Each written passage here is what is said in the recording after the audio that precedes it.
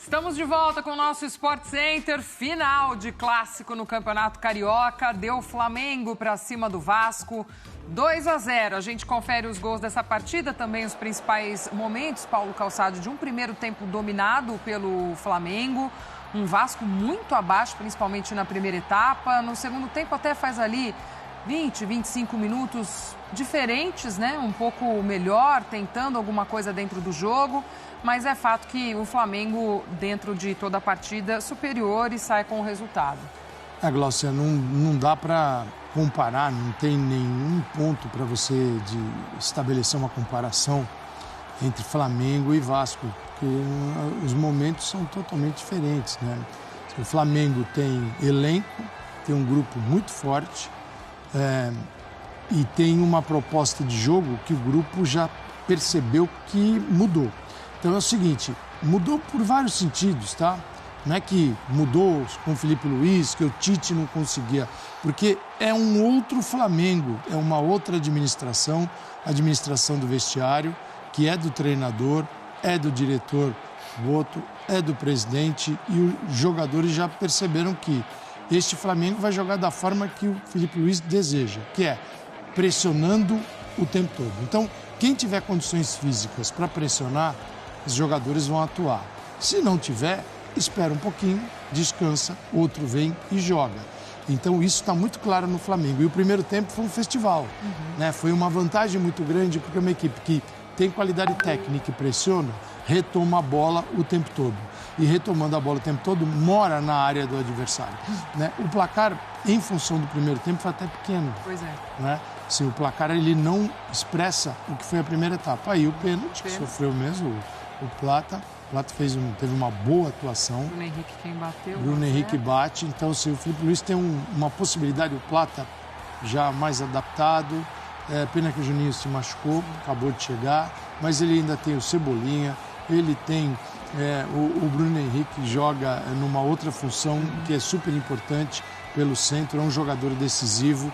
E tem um banco de reservas que pode mudar partidas, quando ele sentiu isso na segunda etapa. Que veio realmente um Vasco reformado, até um Vasco surpreendente por aquilo que a gente viu no primeiro tempo. Um Vasco que conseguiu acessar a área do Flamengo. Aí ele usa o banco, entra Luiz Araújo, entra Alan, quer dizer, Cebolinha. É uma capacidade de melhorar a equipe. Ortiz, né? Ortiz. Então, Glaucia, eu acho que o torcedor do Flamengo vai ter que se acostumar a uma coisa. Time titular, ele pode até ter na cabeça qual é o time titular, mas é uma equipe que vai rodar muito a sua escalação, em função de adversários e de uma questão física que é super importante. Flamengo andando em campo, a gente não vai ver. Tá? Agora, o Vasco, como competir com o Flamengo nesse momento é impossível. Acho que o segundo tempo deu até um alento para o torcedor, mas não dura muito tempo.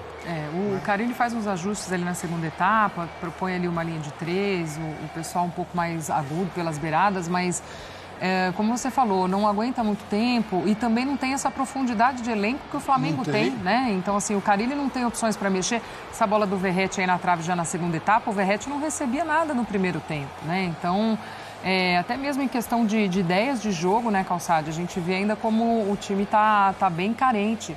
Não tem essa profundidade de elenco, também não tem muitas ideias. No meio de semana já tem Copa do Brasil, quer dizer, já vem numa pressão.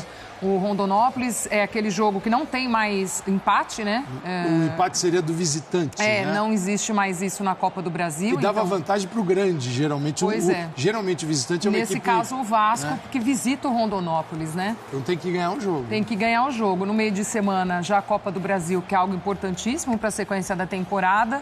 E um Vasco que já vem nessa pressão, né? Pressão da temporada passada, desse início de trabalho do Carille, que parecia até que ia impactar, assim como foi o início dele no Santos, né?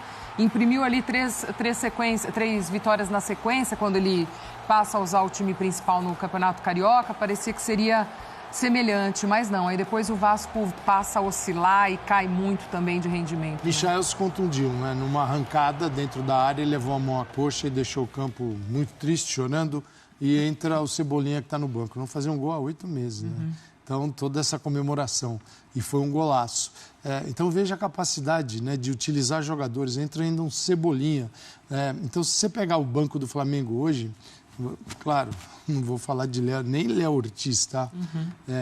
Ou jogadores que estão fora, como o Nico de la Cruz. Mas se você pegar o banco, todos eles jogariam no Vasco, né, como titulares. Então, o Felipe Luiz tem uma capacidade de gerenciar o grupo, e o grupo entendeu quais são as premissas do Flamengo do Felipe Luiz. As premissas são essas. Quem estiver adaptado e jogar dentro dessas premissas, de pressionar, de ter movimento. Então, você não olha para o Flamengo, não é aquele time... Tem alguém paradão ali, esperando a bolinha no pé. O setor pode ser ocupado por determinado jogador, mas ele está o tempo todo atento aos movimentos dos companheiros para um ou outro ajuste para receber a bola. Então, isso vai melhorar muito e é uma condição que certamente está visando. E o Flamengo tem esse dever e esse direito de ir até o Mundial de Clubes, assim, olhar para o mês de junho. E todo o trabalho que está sendo feito é em função também dessa competição. Porque se ele estiver muito bem para o Mundial de Clubes, significa que o estadual foi bom, que a Libertadores vai começar muito bem e que o Campeonato Brasileiro também. Então, esse é assim, o princípio e o caminho do Flamengo para o início da temporada, mas são clubes totalmente diferentes, né? Seria muito exigir do Vasco um desempenho de Flamengo nesse momento. Começando o trabalho do Carille também, né? Vamos lá para o Maracanã, girar as nossas equipes que acompanharam essa partida, mais um clássico nesse Carioca. A gente fala com o Pedro Henrique Torres, chegando ao vivo aqui, também trazendo mais informações para a gente. Tudo bem, Pedro? Seja bem-vindo, amigo. Um beijo para você. Tudo bem, Gláucia? Um grande beijo para você, um abraço para o Calçade, todo mundo ligado com a gente no Sport Center. Quase bom dia, né? Mas ainda boa noite a todos aí. Faltam 5 minutinhos para meia-noite. Mas estamos aqui no Maracanã, onde acabou de acontecer o primeiro Clássico dos Milhões de 2025. Vitória do Flamengo, 2-0. Gol de Bruno Henrique, de pênalti na primeira etapa. E do Cebolinha no finalzinho, golaço. Mas bem a Cebolinha, né? Aquela batida que ele tem. 2-0, Flamengo classificado agora para as semifinais do Campeonato Carioca. Chegou a 20 pontos, lidera tranquilamente. Pode até garantir, quem sabe, o primeiro lugar geral já neste fim de semana. Depende, o Volta Redonda ainda joga amanhã contra o Sampaio Corrêa. Então, o Flamengo já está mais tranquilo para a última rodada contra o Maricá. O Vasco fica numa situação um pouquinho mais complicada. Daqui a pouco a Roberta Barroso fala mais sobre o lado vascaíno. Sobre o lado rubro-negro, um primeiro tempo muito bom do Flamengo. Foi bem superior, teve até um golzinho anulado no final do segundo tempo por impedimento bem pequenininho ali do Varela, e aí o gol do Plata, até numa falha do Léo Jardim, mas o Flamengo foi bem superior. Os torcedores rubro-negros aqui reclamavam, a gente fica bem pertinho aqui da torcida na tribuna do Maracanã, reclamavam do placar pequeno, magro no primeiro tempo de 1-0, diante de tamanha superioridade. O Vasco no segundo tempo foi até superior com as mexidas do Carille, e aí depois o Flamengo conseguiu, de fato, retomar as rédeas da partida e, enfim, conseguiu o que gostaria. 2-0, a torcida fez bastante festa, aí o time entrou na onda no final também, tentou fazer uma festa ali dentro do gramado, especialmente o lateral direito, o Wesley, junto com o garoto Matheus Gonçalves, se conhecem nas categorias de base.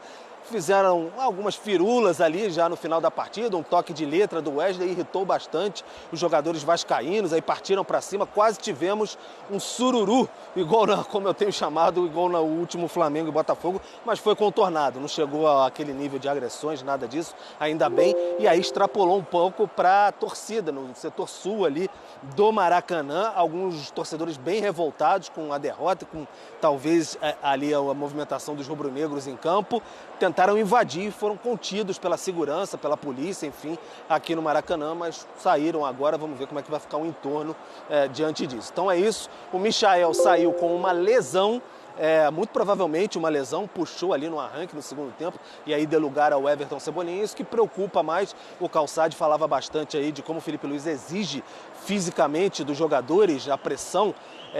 De fato isso passa a preocupar, porque o Alexandro já tem uma lesão grau 1, já está fora há algum tempo.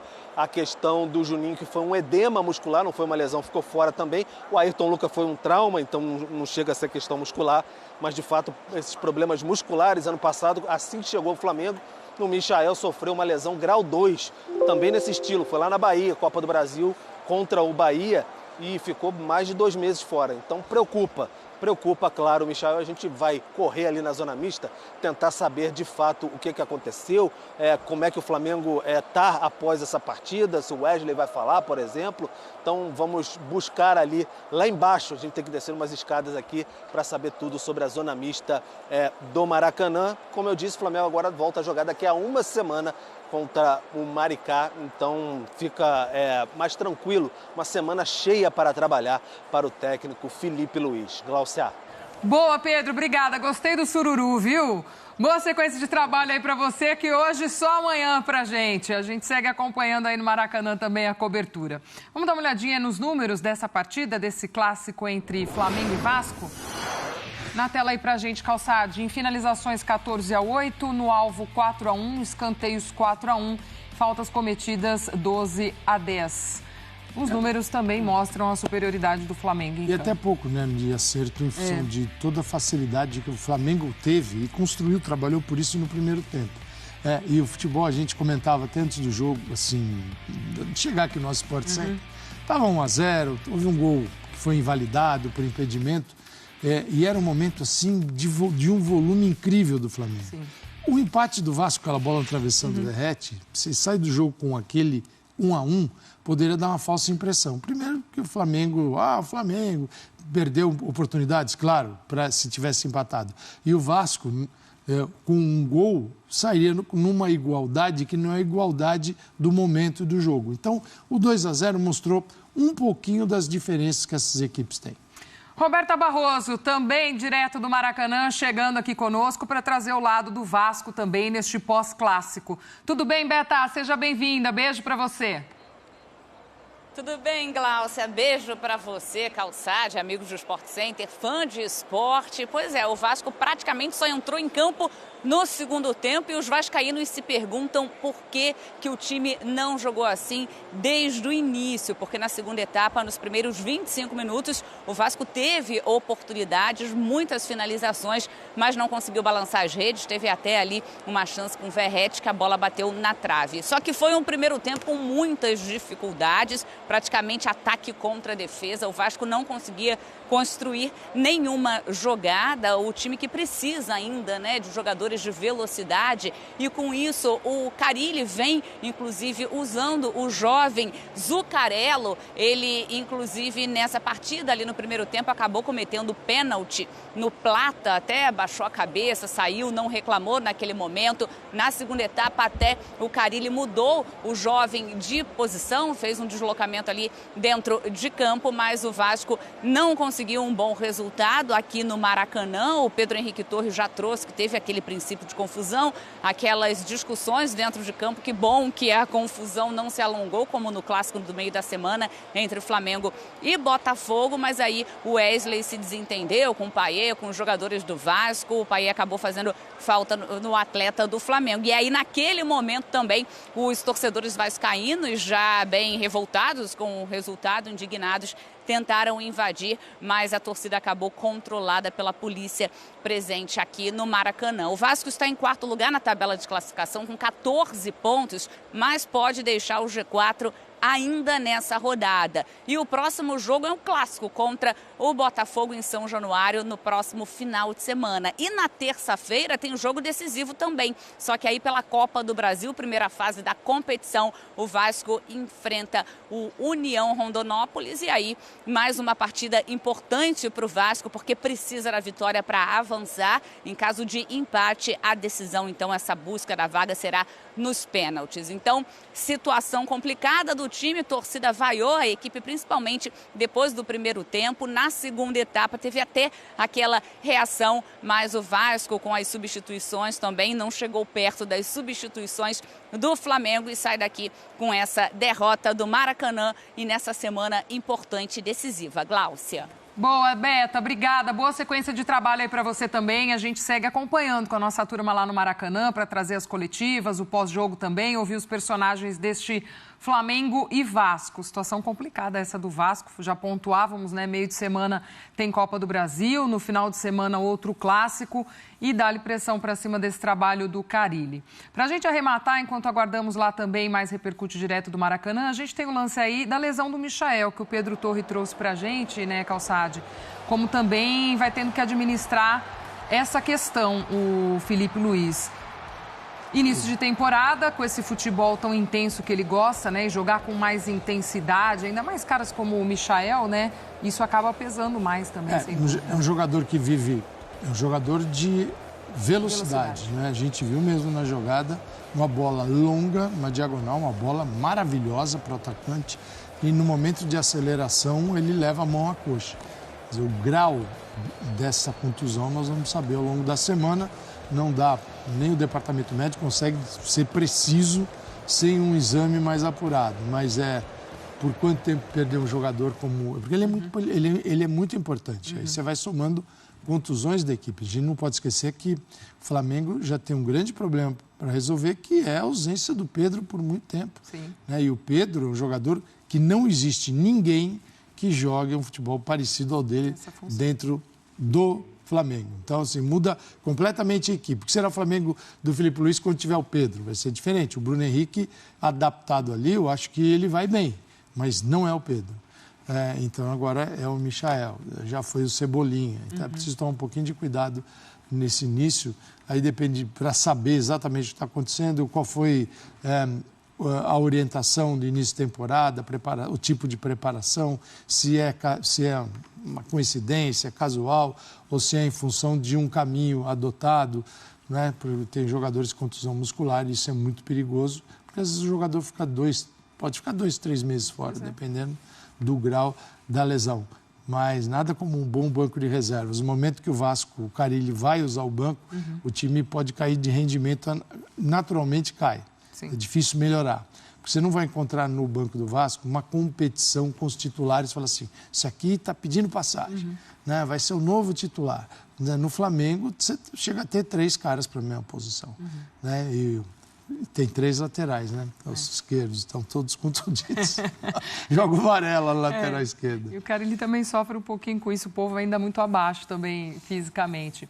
Vamos ver essa confusão no final do jogo, ou sururu, como o Pedro Henrique Torre muito bem definiu. Mais um clássico carioca terminando com confusão. O Wesley ali, vem Coutinho, Verratti, empurra. Depois também nas arquibancadas a Roberta Barroso muito bem pontuou, o torcedor do Vasco já de cabeça cheia aí perdendo o clássico, também houve confusão ali nas arquibancadas, enfim. Mas algo mais... Falar que uma confusão é tranquila é difícil, né, Calçade? Mas diferente... níveis. O comparativo com o que foi entre o Botafogo é diferente. E depois teve uma tentativa de invasão de campo, né? É preciso tomar muito cuidado com o que acontece dentro de campo, porque o campo não está imune a uma reação da arquibancada. E a reação você não controla. Pode ser algo gravíssimo. Eu costumo dizer, para mim é algo que eu não negocio no futebol. Você pode fazer tudo o que você quiser, pode, tem lá seus limites. Mas se você fizer quando está perdendo, eu aceito também. Então, se você quer dar uma chaleira, faz quando está perdendo. Se você quer passar o pé em cima da bola, faça perdendo.